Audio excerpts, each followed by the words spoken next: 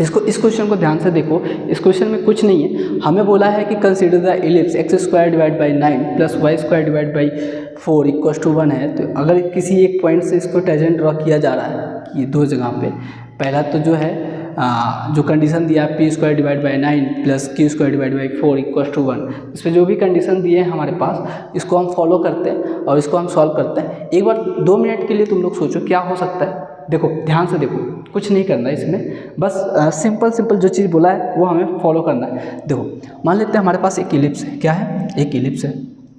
Ellipse एक बना लेते हैं, ठीक है। इलिप्स कहाँ पे है, ये रहा, ये इलिप्स हो गया। ये कौन सा कलर है, ठीक है, एक मिनट। इलिप्स अगर ये है, ये एक इलिप्स है। इलिप्स में ये कौन सा एक्सिस, मेजर एक्सिस या माइनर एक्सिस, दो चीज़ दिया होता है हमेशा।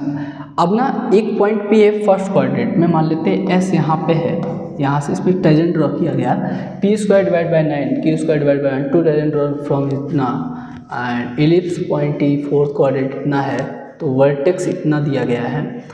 अच्छा ट्रायंगल, एरिया ऑफ ट्रायंगल दिया है 3/2, एरिया ऑफ ट्रायंगल दिया है 3/2। कौन सा ऑप्शन सही है, पी की वैल्यू, क्यू की वैल्यू, अच्छा जहाँ से टेंजेंट ड्रॉ किया गया इसका ही पॉइंट पूछा है, ये पॉइंट क्या आएगा, ठीक है। तो देखो मान लेते हैं ये पॉइंट क्यू और क्यू यहाँ से ड्रॉ किया गया, तो अगर इस पॉइंट पे ड्रॉ किया जा रहा है,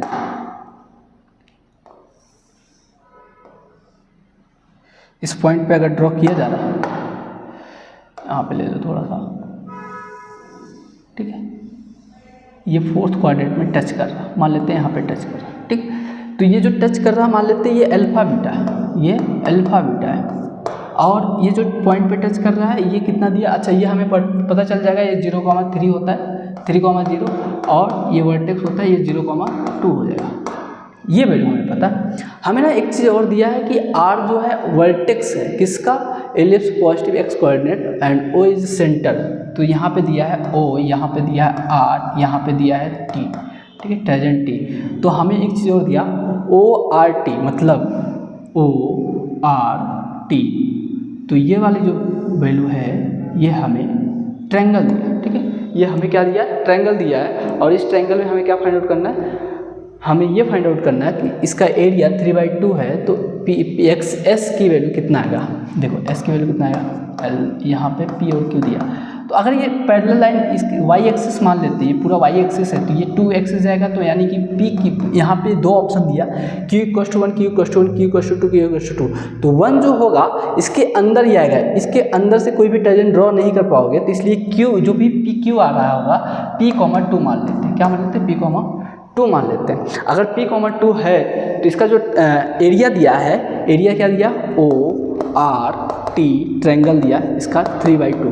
तो क्या होता है एरिया ट्रायंगल का, 1/2 perpendicular into perpendicular height into base. Perpendicular height कितना है, ओ आर, इंटू हाइट कितना होगा, आर टी, ओके। ये किसके बराबर होगा, ये इसके बराबर होगा, इन द सेंस ये बराबर होगा √3/2, 2 कैंसिल आउट हो जाएगा। ओ आर की वैल्यू हमें पता है कितना है, 3, ठीक है, और आर टी की वैल्यू, ये जो भी लेंथ होगा, ये जो भी पॉइंट होगा, ये जो भी पॉइंट्स होगा, ये जो भी पॉइंट्स होगा, ये आर टी की वैल्यू कितना होगा, अल्फा बीटा, मतलब नीचे जा रहा तो नेगेटिव बीटा होगा, माइनस में होगा, बट हम इसको पॉजिटिव में लेंगे तो ये बीटा के इक्वल हो जाएगा, और ये आएगा कितना, beta equal to 3, beta equal to 3। तो बीटा की वैल्यू यहाँ से आया, बीटा की वैल्यू आएगा मॉड बीटा इक्वल टू 1। तो बीटा की वैल्यू नेगेटिव इसलिए लेंगे क्योंकि फोर्थ क्वाड्रेंट में है, तो बीटा की वैल्यू कितना है, -1। अच्छा बीटा की वैल्यू पता चल गई है, तो हम लोग निकाल सकते हैं alpha square divide by 9 plus Q square divide by 4। वहाँ पे मतलब जो भी वैल्यू दिया है अल्फा बीटा, इसको क्या करेगा, एडजस्ट करेगा, इसको क्या करेगा, एडजस्ट करेगा। तो ये हो गया एक्स स्क्वायर डिवाइड बाई कितना, 9 plus Y square divide by कितना, 4 इक्वल टू 1। तो अल्फा बीटा अगर इस पर टेंजेंट है तो ये अल्फा बीटा से होकर पास हो रही, तो alpha square divide by 9 plus beta square divide by कितना, 4 इक्वल टू 1। यहाँ से बीटा की वैल्यू -1 पुट करोगे तो अल्फा की वैल्यू कितना आता, एक बार सॉल्व कर, तो अल्फा स्क्वायर डिवाइड बाई कितना, अल्फा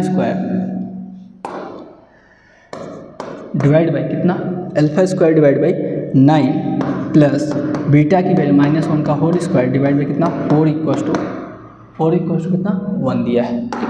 तो यहाँ से अल्फ़ा की वैल्यू निकालोगे, तो अल्फ़ा की वैल्यू सॉल्व करो तो कितना आता है यहाँ पे, अल्फ़ा की वैल्यू ये आएगा कितना, अल्फ़ा स्क्वायर डिवाइड बाई 9 ये हो जाएगा -1, तो 1 माइनस 1/4 तो ये आएगा 3/4।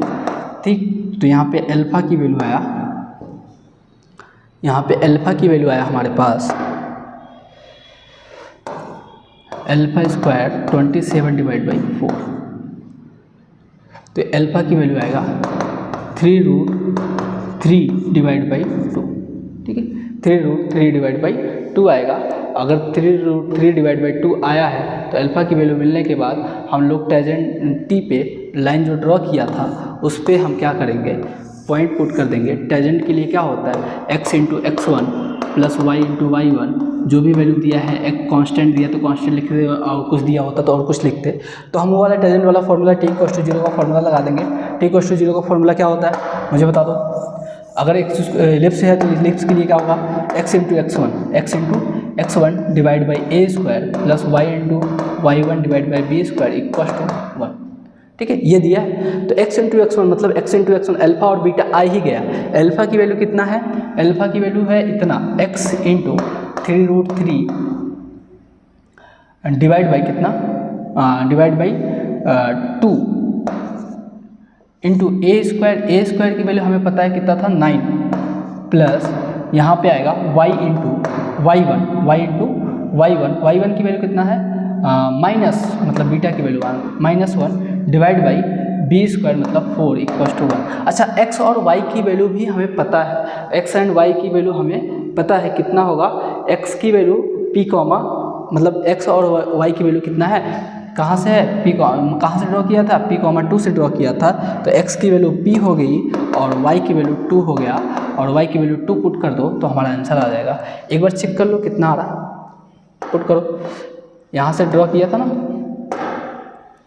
x मान लेते हैं, x की वैल्यू मान लेते हैं p है, p इंटू 3√3 यानी कि ये कैंसिल हो जाएगा, तो p 3√3 डिवाइड बाई ये हो जाएगा 18 plus minus y divide by y की वैल्यू कितना है हमारे पास, y की वैल्यू हमारे पास 2 है, तो 2 डिवाइड बाई 4 इक्वल टू 1।